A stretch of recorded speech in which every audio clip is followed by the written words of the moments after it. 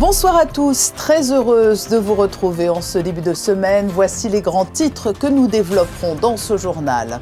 Nous serons à Lorient où a été mis à l'eau aujourd'hui le nouvel IMOCA Team Malizia. Une journée importante tant d'un point de vue symbolique que technique. Ce sera l'événement sportif de cette fin de semaine. Le meeting Hercules est de retour avec son lot de nouveautés et une affiche prometteuse.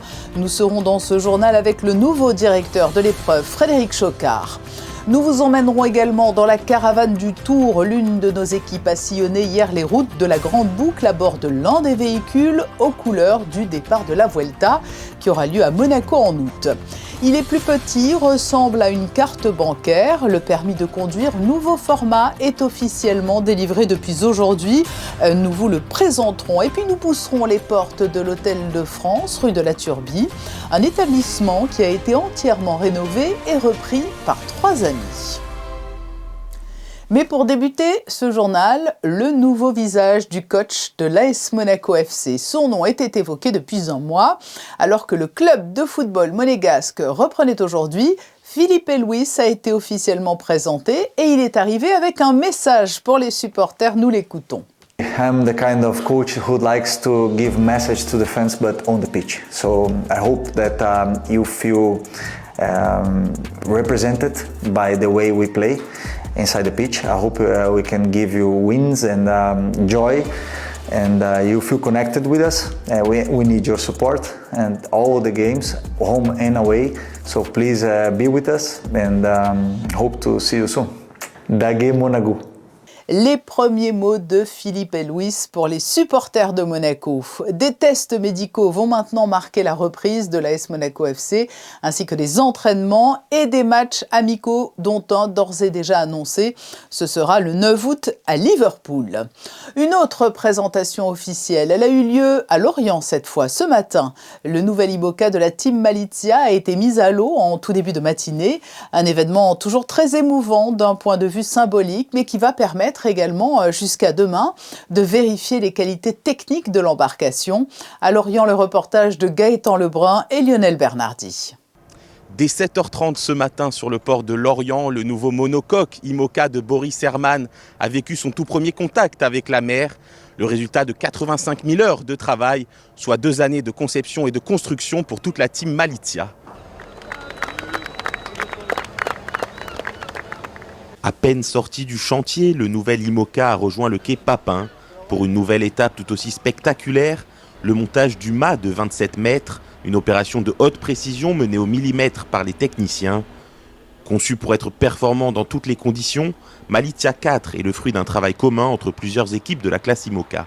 On est dans un sport de compétition humaine, la performance humaine est importante, surtout en solo, mais aussi technologique. Donc la technologie évolue en permanence. Donc, pour être dans le jeu, il faut sortir un nouveau bateau tous les 4 ans. Ce bateau me représente moi, mais ça représente surtout l'équipe Malizia et Monaco, avec le rouge de Monaco, avec le numéro de course qui est l'année de fondation de Monaco, 12 097, et le grand Malizia sur les voiles. Donc, ça représente l'âme de l'écurie Malizia parce que c'est assez agressif, c'est innovant et c'est osé. Mais avant de prendre le large, place aux vérifications, une étape indispensable avant les premiers essais en mer prévus dans les prochains jours. On a mis le bateau à l'eau maté, on commence à mettre un peu de tension partout et après on fait les tests statiques. Donc on va mettre de la charge partout dans le bateau. Il faut voir que ces bateaux sont calculés au plus juste.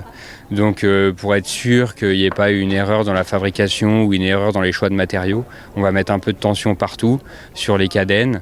Donc qui tiennent le mât, qui tiennent les voiles et dans tous les systèmes à bord de foil, de safran pour s'assurer qu'on n'entende pas de petits cracks qui pourraient nous faire penser à une casse en navigation. On a utilisé toute l'expérience du bateau passé, donc c'est un bateau précédemment qui était vraiment très compétitif au portant dans le vent fort, donc on a essayé de garder ce bon côté, mais on voit que le design est vraiment très différent parce qu'on a typé ce bateau aussi pour être plus performant dans des conditions de vent médium, décoller plus tôt et essayer d'être performant à toutes les allures et pas seulement au portant comme on pouvait l'avoir avant. Ce nouveau bateau accompagnera Boris Herman sur les plus grandes épreuves de la course au large.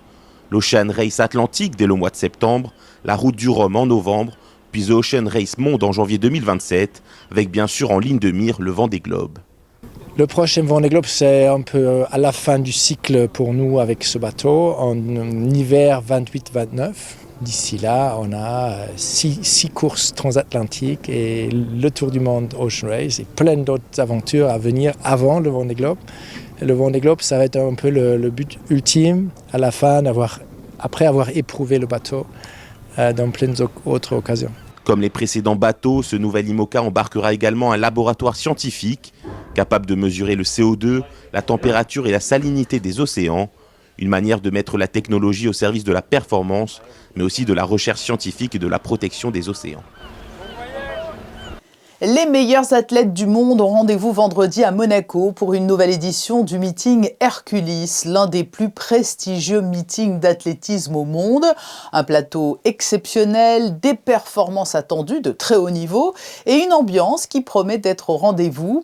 À quelques jours de l'événement, son directeur Frédéric Chocard est avec nous pour nous présenter cette édition 2026. C'est temps fort, les grandes affiches qui attendent le public, sans oublier les nouveautés. Bonsoir Frédéric Chocard. Bonsoir Patricia. On est entré dans la dernière ligne droite des préparatifs. Comment se présente cette édition 2026 ? Cette édition va être extraordinaire. On prépare plein de surprises, plein de nouveaux événements. Cette double perche va être, je pense, fabuleuse. Et on a pas mal d'autres surprises. Donc je pense que l'édition va être magnifique. Oui, on va y revenir à cette double perche, mais difficile de ne pas avoir une petite pensée pour Jean-Pierre Chobel, qui vous a transmis le témoin après près de 40 ans à la tête du meeting Hercules. Que retenez-vous de son héritage et quelle sera votre propre marque, Frédéric ? Alors, je pense à Jean-Pierre sans arrêt, parce qu'on a tout fait ensemble. Donc, en effet, j'ai travaillé avec lui 38 ans, on a tout appris ensemble, on a évolué ensemble.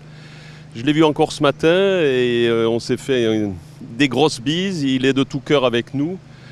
Il a préparé la transition de façon formidable, à son image, puisqu'il a tout préparé à l'avance. Et on a une équipe formidable qui suit la même logique que ce qu'on a fait jusqu'à présent. Donc ma touche personnelle, il n'y a pas grand-chose de particulier. Je vais juste essayer de continuer sur la même voie avec une équipe un peu familiale, tous nos jeunes athlètes du club qui nous aident et dans un esprit convivial toujours très professionnel, puisque la priorité vraiment est donnée à la performance des athlètes, à l'accueil qui sont les particularités de notre meeting. Voilà, vous vous inscrivez dans la continuité avec, vous l'avez dit, cette équipe formidable qui n'a jamais cessé de démontrer son professionnalisme au fil des ans. C'est peut-être la clé aussi, parce que le meeting Hercules est régulièrement considéré comme l'un des meilleurs meetings du monde. Comment maintenir ce niveau d'excellence dans une concurrence internationale toujours plus forte, Alors, la particularité, on est une petite organisation, une petite fédération. On est 6 employés à l'année. Là, maintenant, on y est déjà une vingtaine toute la semaine. Le jour du meeting, on y sera 250 bénévoles, des volontaires un peu impliqués. Et c'est vrai qu'on bénéficie d'un stade magnifique. D'ailleurs, vous voyez derrière nous les nouveaux sièges rouges et blancs qui sont magnifiques. Ce stade est magnifique, les athlètes adorent venir courir ici, participer chez nous. Ils ont l'hôtel juste en face du stade aussi, ils sont accueillis de la meilleure façon possible. Les spectateurs sont à 1 mètre du couloir 8, peuvent presque toucher les athlètes et ça permet tout ça d'avoir des performances toujours extraordinaires, une motivation transcendée des athlètes, des performances. C'est tout ça qui fait que le meeting reste à ce niveau-là. Cet état d'esprit est bien palpable. Vous l'avez dit, les athlètes aiment venir à Monaco. Alors cette édition, elle réunira une nouvelle fois plusieurs des plus grandes stars de l'athlétisme. Alors les stars, c'est quelque chose qu'on fait le plus tôt possible. Faith Kipyegon qu'on avait annoncé très tôt, quelques autres grands noms. La surprise un peu, c'est Mondo Duplantis qui viennent s'installer à Monaco, qui s'entraînent régulièrement ici sur la piste, qu'on côtoie régulièrement et avec qui on discute, qui est venu nous voir au bureau un jour, un matin, juste avant son entraînement, en nous réclamant d'essayer de sauter. On avait la perche féminine. Oui, parce qu'habituellement, c'est ou l'un ou l'autre, hein, c'est ça. Il est venu faire le forcing. Absolument. Et c'est ça qui est fabuleux, je trouve. La démarche est originale. Et c'est quelqu'un de tellement attachant, sympathique, qu'on a réfléchi et on a trouvé une solution. On lui a proposé. On a presque travaillé un peu en collaboration avec lui pour essayer de trouver une solution. Mais on ne va pas retenir que la perche parce qu'on aura Oui, alors d'autres difficile épreuves. effectivement de dire non à Mondo Duplantis, qui est aussi sympathique que performant. Mais quel autre moment ou quel autre duel au-delà de cette double planche de saut à la perche, à quoi peut-on s'attendre d'autre? Et est-ce qu'il pourrait y avoir aussi des records battus une nouvelle fois? On sait qu'on va avoir un 1000 mètres masculin fabuleux avec quelques gros athlètes qui vont, je pense, avoir des grosses perfs. On aura le 3000 mètres féminin également, Face, et en accueillant également Cassandre Beaugrand, notre athlète local dont Exactement. on est vraiment super heureux de l'accueillir. On aura un très beau 200 féminin, Gabi Thomas et quelques autres des meilleures sprinteuses, 100 mètres masculin aussi. En fait, je pense que toutes les épreuves seront relevées. Une des qualités de notre meeting est un peu un plateau dense. On n'a pas forcément un super athlète de top et puis derrière des athlètes un peu moins bons. Il y a toujours une très grosse densité et c'est ça qui donne beaucoup d'adversité et des très, très grosses performances. Merci Frédéric Chocard, directeur du meeting Hercules, d'avoir été notre invité. Rendez-vous donc vendredi soir au Stade Louis II. Merci Frédéric. Merci Patricia et bonne soirée. Merci.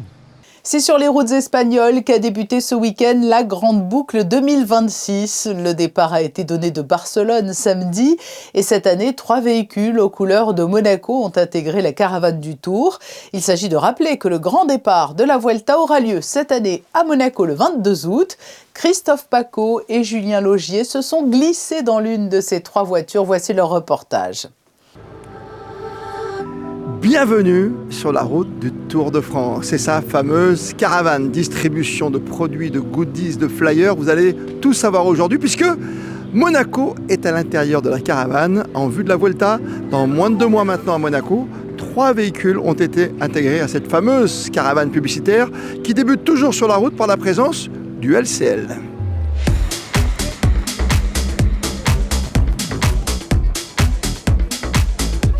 L'avantage du Tour, c'est que tu restes enfant, tu vois. Oui, tout petit enfant. La caravane plébiscitée, évidemment, c'est Haribo. C'est beau la vie? Pour les grands et les petits. Avant de retrouver nos véhicules, pour Monaco, bien sûr, Spider-Man, quand même, sur la route du Tour de France. On s'accroche. Allez, on roule, petit bolide.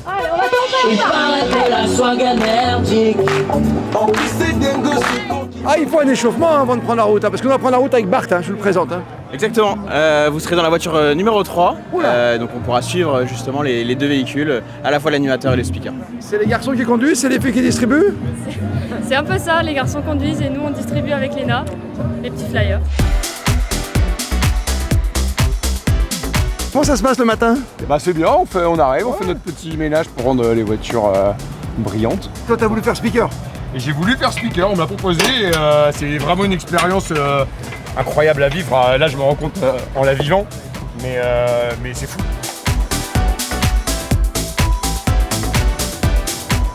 On sera sur une file au kilomètre 35.6, mais je vous rappellerai au tour. Allez! C'est le grand départ, Bart, hein? Exactement, donc là il y a quelques centaines de mètres, voire quelques kilomètres le temps d'arriver, de se mettre dans le convoi à la bonne place aussi, donc c'est ça qui est important. Trouver sa place. Exactement. Et puis après, on suit.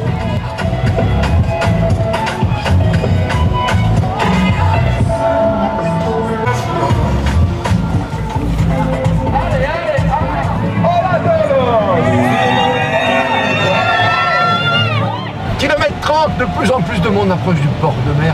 On se régale, on distribue, ça n'arrête pas. Qu'est-ce qu'on gagne finalement à l'intérieur? Il y a un petit QR code, il y a quelque chose? Exactement, c'est un flyer. Alors ça permet de présenter aussi un petit peu à la fois le grand départ de la Vuelta qui va se faire à Monaco cet été, les deux fondations du Prince Albert et de la Princesse Charlène aussi, à destination de la préservation des océans. Et puis à la fin, justement, un petit QR code, comme vous l'avez dit. Le but, c'est de gagner un voyage à Monaco pour ce grand départ.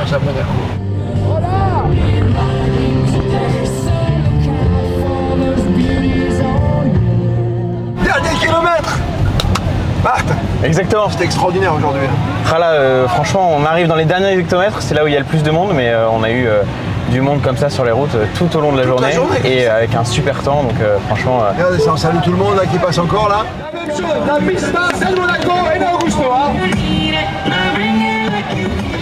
Ça y est, on est garé.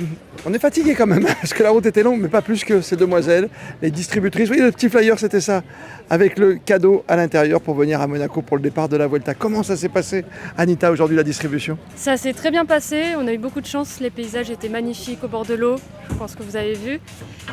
Pareil, la gestion de goodies, franchement nickel pour la deuxième étape, on a réussi à se réguler. Donc hâte de prendre une douche et hâte de repartir demain.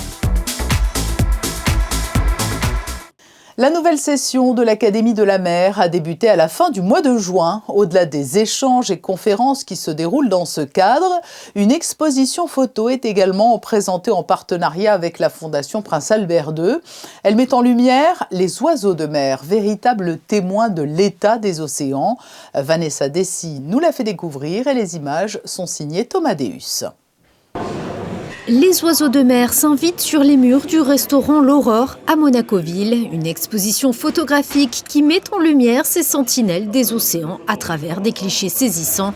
Une invitation à porter un nouveau regard sur la biodiversité aussi fascinante que fragile. Je suis chercheur à la base, je travaille sur les oiseaux marins comme modèle d'étude. Je travaille en éthologie, en étho-écologie, c'est-à-dire j'étudie leur comportement en mer et étudier le comportement animal, ça nécessite de choisir un modèle d'étude particulier. Donc moi, je travaille sur les oiseaux marins d'une façon générale. Pourquoi les oiseaux marins? Pour des raisons, d'abord ça m'intéresse en soi, et puis après pour des raisons techniques, pratiques. Ce sont des animaux qui sont relativement faciles à travailler, on peut les équiper de GPS, d'enregistreurs de plongée, de choses comme ça. J'ai fait ma thèse dans ce cadre-là il y a très longtemps sur une espèce de manchot, et puis j'ai continué du coup parce que j'avais acquis une certaine spécialisation dans ce genre d'analyse. Les oiseaux de mer reflètent l'état de santé du milieu marin. Leur alimentation, leur déplacement ou encore le succès de leur reproduction permettent aux scientifiques de mesurer les effets du changement climatique. Ce sont des animaux qui sont en fin de chaîne alimentaire relativement, donc c'est des animaux qui intègrent toute la dynamique et la complexité environnementale. Donc simplement en regardant comment les oiseaux de mer se reproduisent, enfin s'ils y arrivent bien, s'ils n'y arrivent pas bien, etc., on peut avoir une idée assez facilement de comment ça va dans l'environnement. Donc ils sont à ce titre utilisés comme bioindicateurs. Au-delà de leur beauté, les oiseaux de mer nous rappellent que la préservation des océans est l'affaire de tous. Une exposition qui sensibilise autant qu'elle émerveille. Nous restons dans le domaine de la protection des mers et océans par le biais d'une autre exposition destinée, elle aussi, à contribuer à la sensibilisation du plus grand nombre. L'Institut océanographique s'est associé à la SNCF Gare et Connexion. Une sélection de photographies sous-marines est visible cet été dans les gares de Nice, Marseille-Saint-Charles, Cannes et Paris-Gare de Lyon. C'est un reportage signé Alban Gingembre et Camille Caloni. Greg Lecoeur plonge en mer Méditerranée depuis plus de 20 ans. Aujourd'hui, à travers ses clichés, il nous immerge dans la beauté du monde marin. L'objectif de cette exposition, c'est vraiment de faire découvrir cette Méditerranée. C'est une mer qui est au final très peu connue.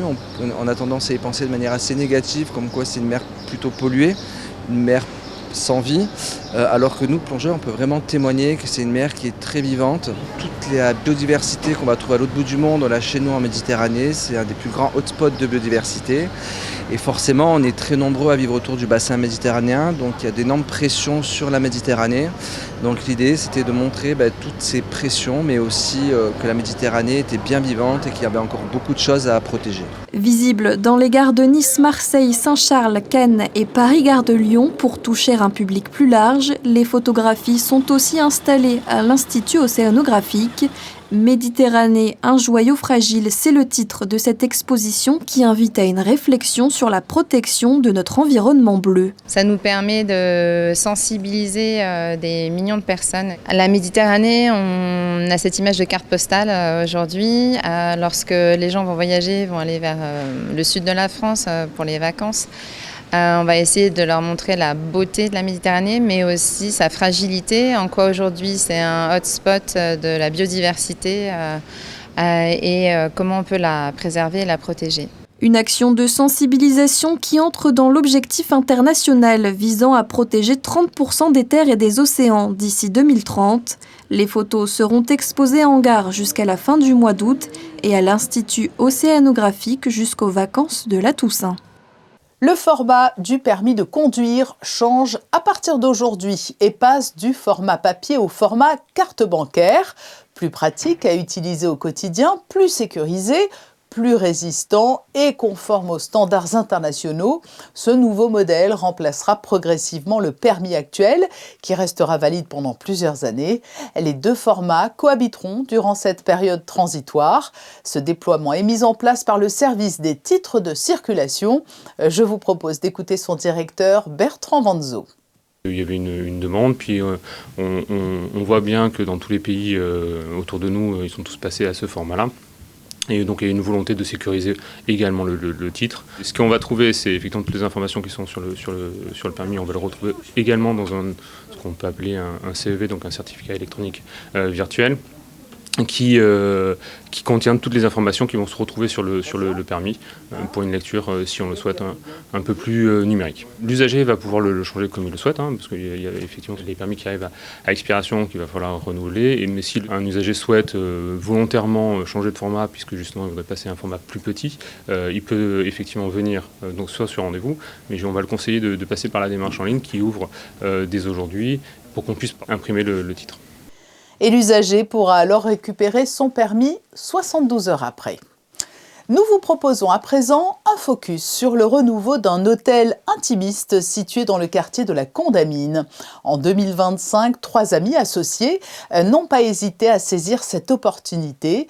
Ils viennent de terminer sa totale rénovation. Alexandra Pani et Julien Logier sont allés le découvrir pour nous. Niché aux 6 rues de la Turbine, nous vous invitons à pousser la porte de l'Hôtel de France nouvelle version. Ce boutique hôtel de 28 chambres vient de connaître une transformation totale avec une décoration chaleureuse et raffinée dans l'air du temps. Ce renouveau, il le doit à 3 amis entrepreneurs tombés sous son charme. Notre cœur de métier, c'est le bâtiment. On a été appelé pour faire des travaux de maintenance. Et pendant le rendez-vous, en fait, on a compris que les travaux de maintenance étaient nécessaires pour mettre en vente l'hôtel plus tard. Et donc nous, entrepreneurs dans l'âme, pas du tout dans l'hôtellerie, on s'est dit, encore une occasion de sortir de notre zone de confort. Et puis on a repéré directement le potentiel. Et donc nous, ce qui nous anime en tant qu'entrepreneurs, c'est de créer de la valeur ajoutée là où il y a du potentiel. Et là, c'était flagrant. Donc effectivement, on s'est jeté sur le cas. C'est une opportunité rare, de qualité à Monaco. Donc il n'y avait même pas de question à se poser, quoi. Il fallait le faire. Une opportunité rare qui n'a pas effrayé les 3 amis. 3 mois de travaux pour tout rénover, des parties communes aux chambres et surtout l'espace d'accueil qui subit un véritable lifting tout en gardant l'hôtel ouvert. Que ce soit les touristes, comme ça a toujours été, parce que le positionnement fait qu'on a le Rocher qui est à 2 pas, quelques minutes à pied, proche du port. Donc ça, évidemment, on table là-dessus. Et aussi sur les locaux qui peuvent là plus venir pour notamment faire du coworking, rester, consommer sur place et utiliser l'endroit pour travailler. Les gens aussi qui viennent pour travailler ici, qui ont besoin de passer quelques nuits en principauté, on est très proche de la gare, donc encore une fois c'est très bien desservi et on a des parkings très très proches. On reste l'hôtel le moins cher de la principauté avec un rapport qualité-prix exceptionnel. Donc voilà, on n'est pas là pour attirer les gens les plus fortunés, mais il y a plein de types de clientèle différentes à Monaco et on est là pour les accueillir. Les nouveaux propriétaires ont choisi de garder l'équipe déjà présente et de s'appuyer sur leurs connaissances pour développer de nouvelles offres, espace coworking, tea time ou after work. Moi, j'aime beaucoup l'esprit d'ouverture en fait. On est ouvert vers l'extérieur pour le bar, le petit déjeuner qui est ouvert. Tout ça, ça mène vraiment plus de chaleur pour moi. Et c'est important pour un hôtel familial, on va dire. On reste très famille. Nos clients sont des clients plutôt habitués, donc ils reviennent depuis de nombreuses années. Des travailleurs, des clients qui viennent pour le Grand Prix, pour des occasions récurrentes, on va dire, des animations sur Monaco. Touristes ou locaux trouveront leur bonheur dans ce lieu en plein cœur de l'un des quartiers les plus vivants de la principauté. Et puis notez-le dans vos agendas, le 5e salon Monaco Méditerranée se tiendra les 11 et 12 juillet prochains à la Galerie Diaghilev du Grimaldi Forum. Cette édition anniversaire réunira exposants, artisans, créateurs, producteurs et acteurs du monde méditerranéen autour de 2 journées de découverte, d'animation et de rencontres ouvertes au public. Nous allons refermer ce journal en photo avec les superbes clichés d'Alice Blangero, pris samedi soir lors de la soirée de gala, marquant l'anniversaire des 40 ans des ballets de Monte-Carlo, un moment suspendu dans le temps, festif et qui a permis de revenir sur 4 décennies de création avec notamment de nombreux danseurs qui ont appartenu à la compagnie. Dans un instant, les prévisions météo présentées par Alban Gingembre. Je vous retrouverai demain à 19h sur Monaco Info pour un nouveau journal. Passez une très belle soirée.